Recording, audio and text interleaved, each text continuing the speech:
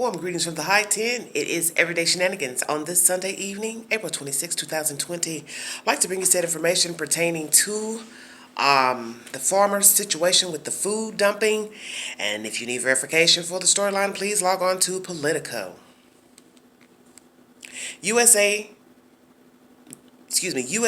let millions of pounds of food rot while food bank demand soared.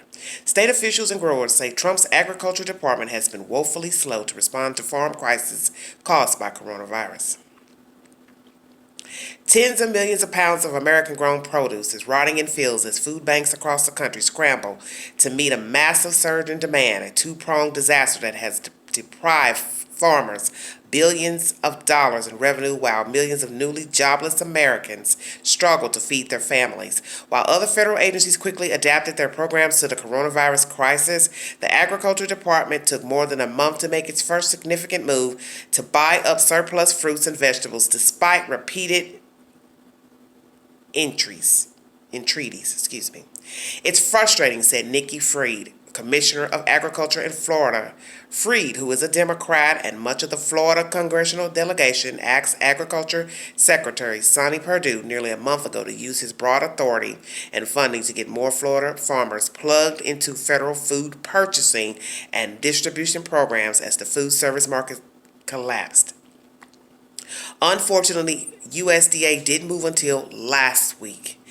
Tom Vilsack, who served as Agriculture Secretary during the Obama administration, put it this way: it's not a lack of food, it's that the food is in one place and the demand is somewhere else, and they haven't been able to connect the dots. You've got to galvanize people. It has been 6 weeks since President Donald Trump and the Centers for Disease Control and Prevention first urged Americans to avoid restaurants as part of national social distancing guidelines to slow the spread of COVID-19, a move that immediately severed demand for millions of pounds of food earmarked for professional kitchens across the country. Just 50 miles from the Trump's home in Mar-a-Lago, Florida, growers, much of whose produce was destined for restaurant chains, face an immediate crisis. Find customers for surplus crops or plow the fields under to avoid attracting pests. Images of farmers destroying tomatoes, piling up squash, burying onions, and dumping milk shocked many Americans who remain fearful of supply shortages. At the same time, people who recently lost their jobs line up for miles outside some food banks, raising questions about why there has been no coordinated response at the federal level to get the surplus of perishable food to more people in need, even as commodity groups, state leaders, and lawmakers repeatedly urge the Agriculture Department to step in. Demand at food banks has increased an average of 70% according to Feeding America, which represents about 200 major food banks across the country. The group estimates that 40% of those being served are new to the system. In mid-April, USDA unveiled a long-awaited $19 billion aid program with $3 billion set aside to buy excess food, a pot of money that would cover a major ramp-up of fresh produce purchases along with dairy products and meat. But federal officials predicted it would take the better part of a month before that food is packed and shipped to food banks and other nonprofits in need. At that point, it will be too late for many produce growers who saw a huge drop in demand right at the peak of their season. By the time that comes through, it won't help Florida, said Brittany Lee, a blueberry farmer and executive director of the Florida Blueberry Growers Association. Blueberry prices are about half of what they were at this time last year, she said. The Agriculture Department said it has moved expeditiously to respond to the crisis. USDA is committed to maximizing our services and flexibilities to ensure children and others who need food can get it during this coronavirus epidemic, Secretary Sonny Perdue said in a statement to Politico. This is a challenging time for many Americans, but it is reassuring to see President Trump and our fellow Americans stepping up to the challenges facing us to make sure kids and those facing hunger are fed. Department officials declined requests to discuss the government's approach to capturing the perishable food glut. A spokesperson noted that the department distributes about $2 billion in agriculture products every year to schools, food banks, tribal organizations, and others. Interesting.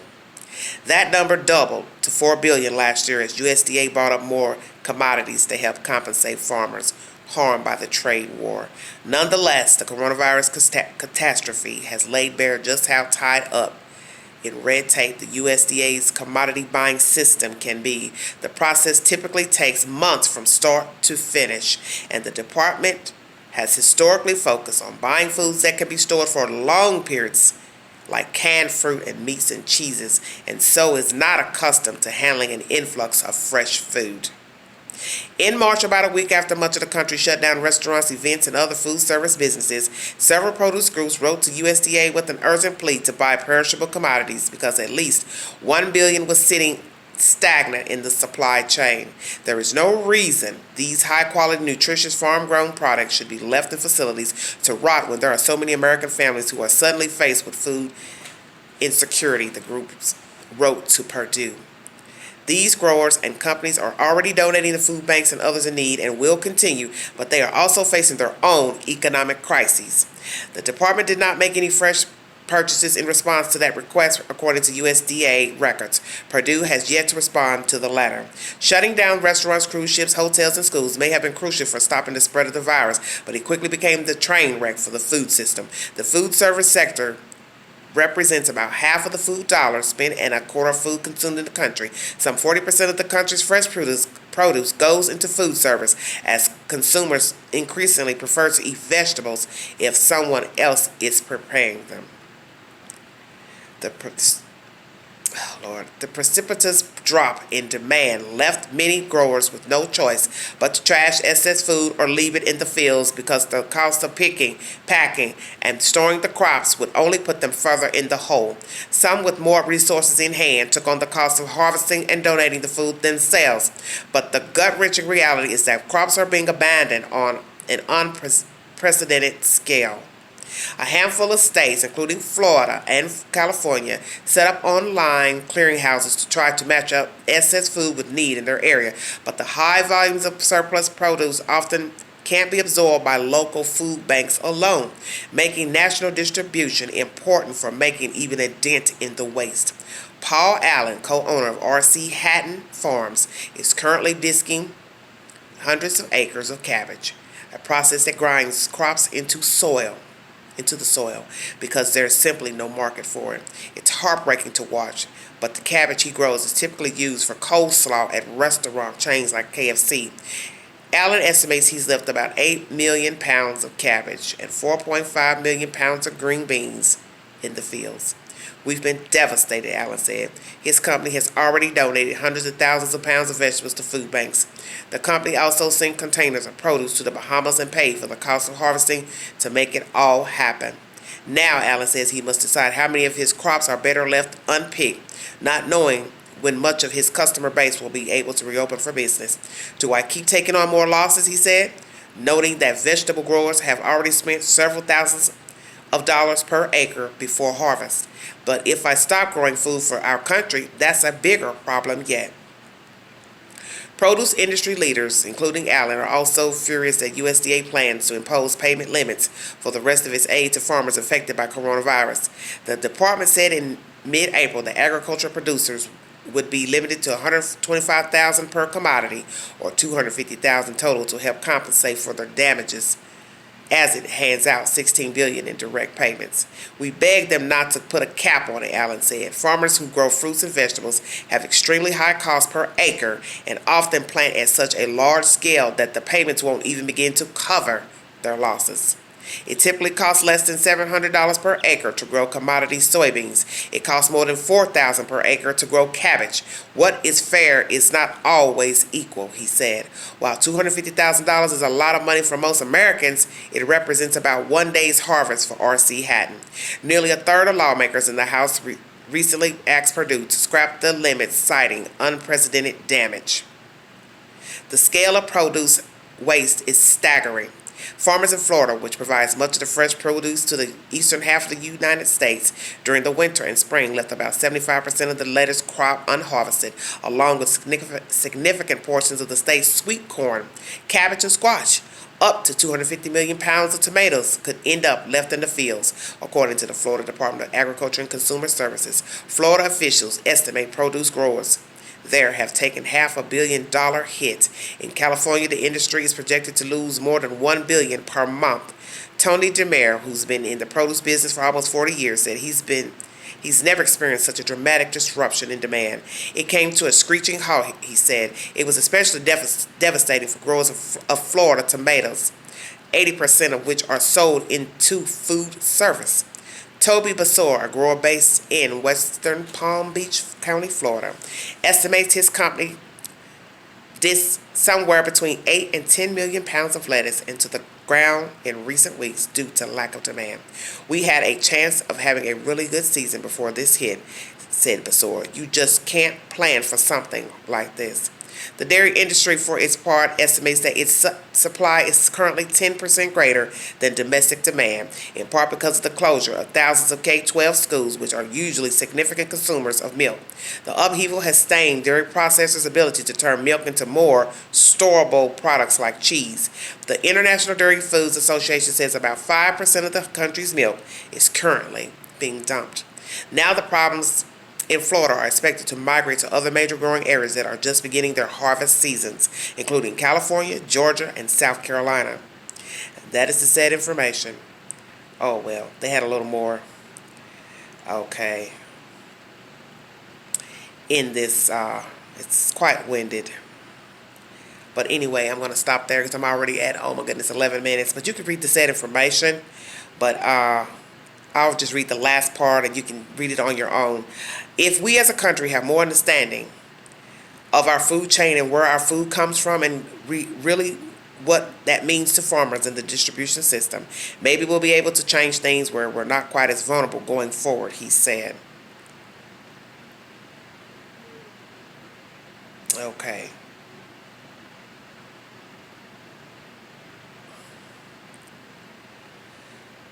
And that is from a guy by the name of Cranny. And he's an Idaho farmer. So the said information is, I guess, basically most of us who don't grow vegetables, we don't know the ins and outs because it's easy for us to get upset and judge food being dumped. But if we don't really know how food is processed, packaged, manufactured, who all gets the food besides people, stores, grocery stores, you have the industry such as schools, restaurants, then that's the problem because of the packaging and the demand for them. And I guess if they've already prepackaged things, I don't know. It's just, I try to stay objective before getting, go full throttle, getting upset about something. But I do think it's sad that millions of people are in need of food, such as milk. Especially growing children need milk.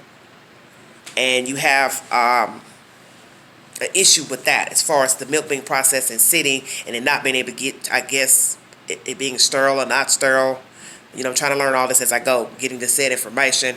But obviously there's an issue with the milk because businesses such as restaurants, schools needed the milk. And I guess it's just an issue of the processing of the milk and then getting to various locations. And also with the vegetables, that's obviously an issue as well. It's a demand. Maybe the East Coast, Florida, has the vegetables, but it's a matter of getting it to the people who need it, and maybe they're nowhere near the East Coast. That was stated in this article. As I stated, I don't know the ins and outs of manufacturing, the process that farmers go through to get their food out to schools and businesses such as restaurants, schools. But this doesn't look good. It sounds horrible. And it sounds horrible to hear that these people are having to dump cabbage, green beans, milk, when yes, there are people going to food banks needing food. And now those food banks can't get the food. And we also know that farmers, yes, get a percentage of lost crops. But now you see in this said article, 1 day's of crop is nowhere near suffice of money that will be given to the farmers because they get so much money per acre. Devastating news regardless on a Sunday. I'm praying for the farmers. I'm praying for Americans. I'm praying for the children. I'm praying for everyone in need to survive, period. Because we're all in need of food, toiletries, a place to live, water, soap, heat, air conditioning. Because here, next month, we won't be needing the heat. Most of us who live in mild states, such as Tennessee, I don't have use for the heating unit. It'd be time to turn the air conditioning on. So you see, there's always going to be a problem somewhere. People got to have money to run that. It's always going to be something. If it's not the heating and cooling, it will be food. It will be transportation. It'll be everything. This is so sad what we're going through. And as I've said to so many people, who knew that this nasty virus would shut us down to this point and cause such a disruption? And that's the thing about businesses not being able to be open. Farmers can't get their food out. It messes up everything. Things you take for granted, such as walking about, shopping in the stores, buying products, food, toilet paper. You didn't think it would get this bad. You didn't think drivers would stop driving. Naturally, like you said, you got to have people to pick the food. You got to have people to manufacture it, pack it, ship it. Somebody's got to be a receiver, such as the schools, the businesses. But if they're closed, they can't receive the food. So now it's sitting in storage on the land of the farmers. Now we have the food banks who are in need, but maybe they're nowhere near where the said food is. And then, of course, you've got to have a way to go get the food. But now they're pointing fingers at the government that they've had a month to act on getting some of this food and milk out from the farmers to the mass public, such as food banks. This is bad news. So the farmers lose, not making money. Citizens lose by not having food. Workers worried about getting contaminated with the virus, working alongside people. It's just a big mess. All I can say is, you best lean on prayer, because that's all we have right now. All this other foolishness, arguing, bickering about who's right, who's wrong, opening, closing businesses. They don't have nothing to do with that virus. She is here and she ain't going nowhere. She don't care nothing about a farmer, milk, an egg, green bean, who gets it, who don't get it, who's open, who's closed, who gets the rent paid, the renter don't get to pay rent, the landlord don't get the money, the landlord owes money to the bank. Yeah, I'm mentioning all that because I'm hearing the little comments on certain little social media sites where people give comments saying, well, he's got to pay the bank for that building he owns. Well, that's the point of life. Somebody always owes somebody. You're renting an apartment or house, you got to pay the landlord. The landlord don't actually own that house, building, but he's paying through the bank. So he owes them money from your money. Old saying, robbing Peter to pay Paul. That's been the American way, has it not? But of course, dire straits right now. We have been living and walking around in a funk and in a bubble for years, not ever thinking the world could ever get to this point of mass destruction, hysteria, hype, nonsense, rhetoric, buffoonery. Who knew? Some knew. Obama talked about it. Bill Gates talked about it.